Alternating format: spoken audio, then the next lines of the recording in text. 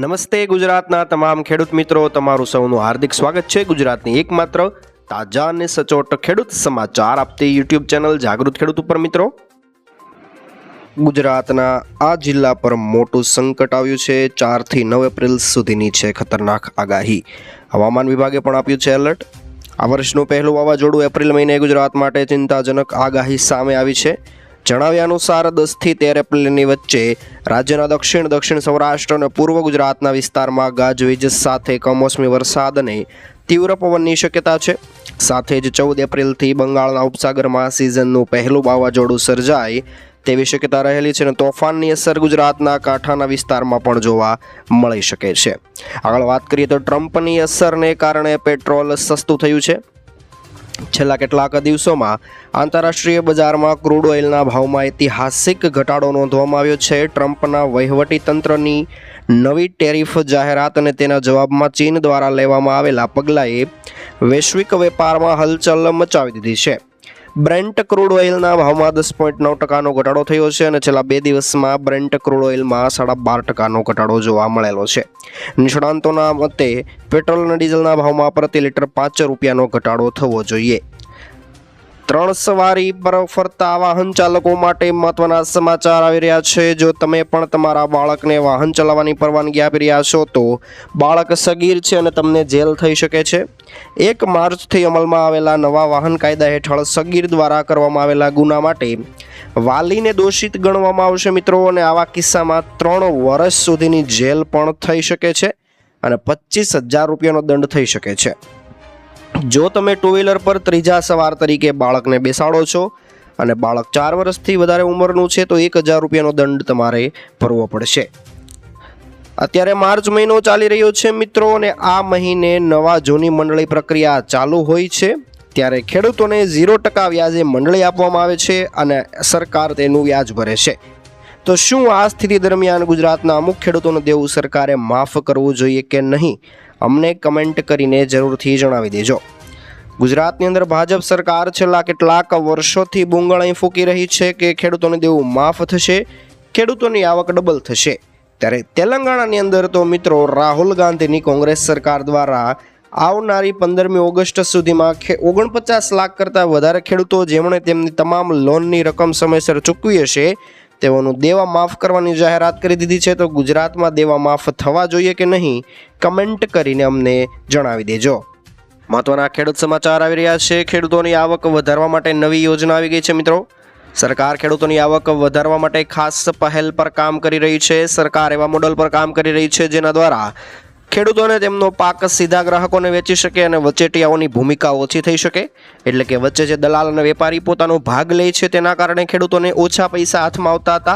પરંતુ કૃષિમંત્રી શિવરાજસિંહ ચૌહાણે જાણકારી આપી છે કે ગયા રવિવારે પૂસાની અંદર લગભગ 400 ખેડૂતો સાથે વાત કરી હતી અને કેન્દ્રીય મંત્રીએ સત્તાવાર નિવેદન આપ્યું હતું કે ફાર્મ ટુ કન્ઝ્યુમર મોડલ એટલે કે ખેતરથી ગ્રાહક સુધીનું એક મોડલ બનાવવામાં આવશે અને ખેડૂતોને મહત્તમ નફો મેળવવા માટે સરકાર હંમેશા મદદરૂપ થશે. ખેડૂતો એક દુઃખદ સમાચાર છે. મફતની સહાય હવે થશે બંધ. સરકાર દ્વારા ચલાવવામાં આવતી મફતની સહાય જેવી કે મફત રાશન, મફત વીજળી, મફત બસ સેવા અથવા તો રેલવે સહિતની ઘણી યોજનાઓ બંધ કરવાની તૈયારી કરવામાં આવી રહી છે અને દેશમાં ચૂંટણી દરમિયાન રાજકીય પક્ષ દ્વારા જનતાને આકર્ષવા માટે મફત યોજનાઓની જાહેરાત કરવામાં આવે છે. સુપ્રીમ કોર્ટમાં દાખલ કરાયેલી અરજીમાં સરકાર દ્વારા આપવામાં આવતી ફ્રી સ્કીમોને લાંચ ગણાવીને માનવામાં આવે છે કે આગામી દિવસોમાં આવી મફત સરકારી યોજનાઓ ગુમાવવું પડી શકે છે અને સરકાર દ્વારા આવી જાહેરાત કરવામાં આવે છે અને તેના દ્વારા લોકો આકર્ષાઈને તેને વોટ આપી દે છે. પરંતુ સરકાર દ્વારા ફરી એકવાર જાહેરાત થાય અને લોકો આકર્ષાય અને ખોટી સરકારને વોટ આપે એના કરતાં સુપ્રીમ કોર્ટ દ્વારા એવું નક્કી કરવામાં આવી શકે છે કે તમામ પ્રકારની યોજનાઓ અને લોભામણી જાહેરાતો બંધ કરવામાં આવે. આધાર કાર્ડને લઈને મહત્વના સમાચાર આવી રહ્યા છે. આધાર કાર્ડ ઉપર મળશે 50,000 રૂપિયા લોન. જો તમારી પાસે પણ આધાર કાર્ડ છે તો તમને મળશે ગેરંટી વગર 50,000 રૂપિયાની લોન. રાજ્યમાં લોકસભાની ચૂંટણી હતી ત્યારે સરકારે પ્રધાનમંત્રી સ્વનિધિ યોજનાને ડિસેમ્બર 2024 સુધી લંબાવી હતી અને તેની છેલ્લી તારીખ 31 માર્ચ 2023 હતી.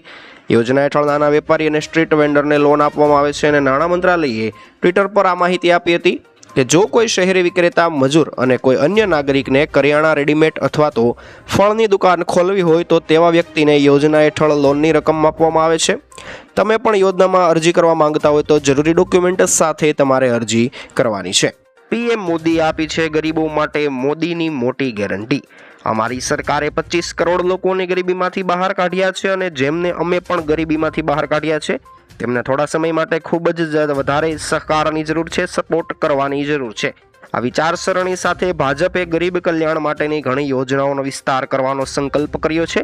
અમે ખાતરી કરીશું કે ગરીબોની થાળીમાં પૌષ્ટિક ભોજન હોય અને મોદીની ગેરંટી છે કે સસ્તી દવાઓ સૌને આપવામાં આવશે.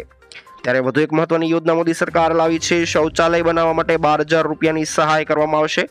ભારતને સ્વચ્છ બનાવવા માટે ભારત સરકાર દ્વારા મફત શૌચાલય યોજના શરૂ કરવામાં આવી હતી અને મફત શૌચાલય યોજના 2024 માટેની અરજીઓ ગ્રામીણ અને શહેરી બંને વિસ્તારમાં શરૂ થઈ ગઈ છે અને તમે પણ યોજનાનો લાભ મેળવવા માંગતા હોય તો યોજના માટે અરજી કરી શકો છો. યોજના સંબંધિત તમામ અન્ય માહિતી તે આગળ આપણે અન્ય વિડીયોમાં જોઈશું મિત્રો. અને યોજના હેઠળ 2019 સુધીમાં લગભગ દરેક ઘરમાં શૌચાલય બનાવવાનું નક્કી હતું અને હવે 2024 સુધી લંબાવવામાં આવ્યું હતું અને હજુ સુધી લંબાયેલી જ યોજના છે. તો તમે પણ તેમાં ફોર્મ ભરીને 12,000 રૂપિયાનો લાભ લઈને તમારા ઘરમાં એક સ્વચ્છ શૌચાલય બનાવી શકો છો અને ભારત સરકારના સ્વચ્છ ભારતને પ્રોત્સાહન આપવા માટે તમે તેમાં ફાળો આપી શકો છો. ખૂબ જ ખુશીના સમાચાર કહી શકાય મિત્રો. મફતમાં સાયકલ મળવાની છે જોબ કાર્ડ ધારકોને. એટલે કે જો તમારી પાસે પણ જોબ કાર્ડ છે અને તમે જો મનરેગા યોજનાના કામમાં રોકાયેલા છો તો તમારા માટે એક રોમાંચક સમાચાર છે. ભારત સરકારે લોન્ચ કર્યું છે મનરેગા ફ્રી સાયકલ યોજના મિત્રો, જે જોબ કાર્ડ ધારકો માટે છે.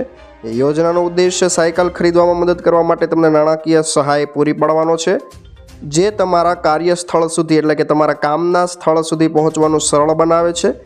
મનરેગા સાયકલ યોજના અંતર્ગત સરકાર દ્વારા નવી યોજના દાખલ કરવામાં આવેલી છે. આ યોજના હેઠળ જોબ કાર્ડ ધારકોને સાયકલ ખરીદવા માટે 3,000થી લઈને 4,000 રૂપિયા સુધીની નાણાકીય સહાય પૂરી પાડવામાં આવશે. યોજના દ્વારા કામદારોને તેમના કામના સ્થળ પર સગવડતાપૂર્વક મુસાફરી કરી શકે અને વિલંબ અને વેતનની ખોટની શક્યતાઓ એટલે કે જો કામદારોને આવવા જવામાં મોડું થાય છે તો તેમને સમયના વિલંબને કારણે તેમના જે રોજનો પગાર હોય છે તેના ઉપર પણ કપાત મુકાતો હોય છે તો તેના ઉપર પણ અંકુશ રાખી શકાશે. ત્યારે વધુ એક ખેડૂત હિતલક્ષી સમાચાર આવી રહ્યા છે મિત્રો. તેલંગાણાની કોંગ્રેસ સરકારે ખેડૂતોના દેવા માફ કરવાને લઈને સૌથી મોટું નોટિફિકેશન જાહેર કર્યું છે. જે મિત્રો અત્યાર સુધીમાં ભાજપની સરકાર ભારતમાં અને ગુજરાતમાં ઘણા વર્ષોથી રાજ કરી રહી છે અને છતાં તેનાથી જે નથી થયું તે તેલંગાણાની અંદર મિત્રો કોંગ્રેસ સરકારે કરી બતાવ્યું છે. કોંગ્રેસ સરકાર ખેડૂતો માટે મોટો નિર્ણય લીધો છે. 40 લાખ ખેડૂતોનું દેવું માફ કર્યું છે, જે મિત્રો આગામી 15 ઓગસ્ટની સમયસીમા પહેલાં ખેડૂતોનું દેવું માફ કરવામાં આવશે. 31,000 કરોડ રૂપિયાની કૃષિ લોન માફ કરવાના નિર્ણયને કોંગ્રેસ મંત્રીમંડળ દ્વારા મંજૂરી આપી દેવામાં આવી છે અને ત્યારબાદ કોંગ્રેસના દિગ્ગજ નેતા એવા રાહુલ ગાંધીએ સોશિયલ મીડિયા પર પોસ્ટ કરીને જણાવ્યું હતું કે આજ અમારી નિયત છે, અમે જે કહ્યું એ કરી બતાવ્યું અને 49 લાખ કરતાં વધારે ખેડૂતોના દેવા માફ કરવામાં આવ્યા છે. તો આ બાબતે ગુજરાતના ખેડૂતોનું શું કહેવું છે? કારણ કે ગુજરાતના ખેડૂતો ખૂબ જ ઘણા વર્ષોથી પરેશાન છે અને દેવાને લઈને ચર્ચિત છે. તેવો વિષય હવે દેવા માફીને લઈને ખેડૂતોનું શું કહેવું છે તે અમને કમેન્ટ કરીને જણાવી દેજો. ઘણા બધા શાહુકાર ખેડૂત મિત્રો પણ વ્યાજે પૈસા લેવા દેવાનો ધંધો કરતા હોય છે, તો તેમના માટે મહત્વના સમાચાર આવી રહ્યા છે.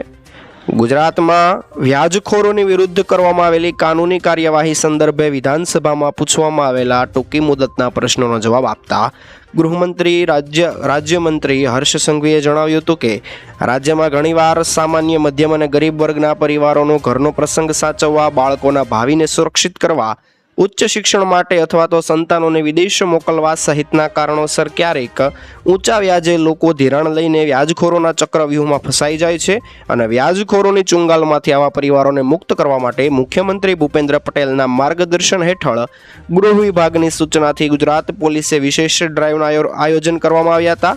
અને આ અભિયાન માત્ર 1-2 મહિના માટે નથી, પરંતુ આ વ્યાજખોરો દાનવો સામેની લાંબી લડાઈ છે. મુખ્યમંત્રી ભૂપેન્દ્ર પટેલે મહત્વના સમાચાર આપ્યા છે. તો ભૂપેન્દ્ર પટેલના અધ્યક્ષ સ્થાને ગાંધીનગર ખાતે કેબિનેટ બેઠક યોજાઈ હતી અને તેમાં તેમણે તમામ વિભાગના મંત્રી અને ઉચ્ચ અધિકારી સાથે સરકાર વર્ષના 2025-26ના રૂપિયા 3.70 લાખ કરોડના વાર્ષિક બજેટનો પૂરો ઉપયોગ કરવા માટે ખાસ તાકીદ રાખે તેવી જાહેરાત કરી હતી. વર્ષ 2024-25માં રાજ્ય સરકારનું કુલ બજેટ 3.32 લાખ કરોડ હતું, પરંતુ તેમાંથી 3.16 લાખ કરોડ રૂપિયાનો ખર્ચ થયો હતો અને 16,000 કરોડ રૂપિયા ઓછા ખર્ચાતા મુખ્યમંત્રી અકળાયા હતા અને તેમણે આ વખતે બજેટનો સંપૂર્ણ ઉપયોગ કરવાની ખાસ પ્રકારે સૂચના આપી હોવાની સૂત્રોમાંથી જાણવા મળ્યું છે। ત્યારે મુખ્યમંત્રી અને પ્રવક્તા મંત્રી ઋષિકેશ પટેલ જણાવે છે કે મુખ્યમંત્રીએ રાજ્યની તમામ સરકારી કચેરી અને સંસ્થામાં આવતા લોકો અરજદારોને કોઈપણ પ્રકારની હાલાકી ભોગવવી ન પડે તે દિશામાં કામગીરી હાથ ધરવાની તાકીદ કરી હતી।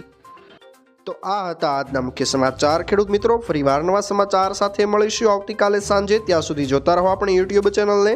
જય કૃષિ વિજ્ઞાન।